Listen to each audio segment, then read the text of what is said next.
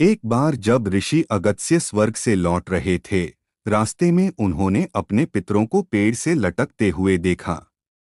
अपने पितरों से उन्होंने पूछा कि वह स्वर्ग की भोग करने के वजह क्यों ऐसे लटक रहे हैं। तब उनके पितरों ने कहा कि वह ऐसे इसलिए लटक रहे हैं क्योंकि जब तक पुत्र और पौत्र के संतान नहीं होते, उनको स्वर्ग में स्थान नहीं मिलेगी। यह सुनकर अगस्त्य मुनि ने ठान लिया कि वह अपने पितरों की मुक्ति के लिए पुत्र प्राप्ति करेंगे।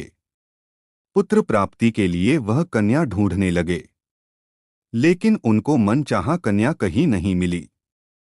इसीलिए उन्होंने खुद एक कन्या की रचना की, जिसके रूप और रंग सारे सृष्टि के सर्वश्रेष्ठ प्राणी के अंग से निर्मित थे, और उस शिशु कन्या का नाम लोपामुद्रा रहा।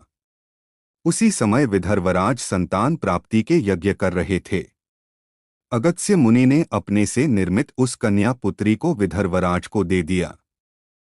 वर्षों बाद जब लोपामुद्रा वयस्क हुई और विदर्भराज उसकी विवाह के लिए सोच रहे थे, ऋषि अगस्त्य उनके पास गए और लोपामुद्रा के साथ विवाह करने की इच्छा बताई।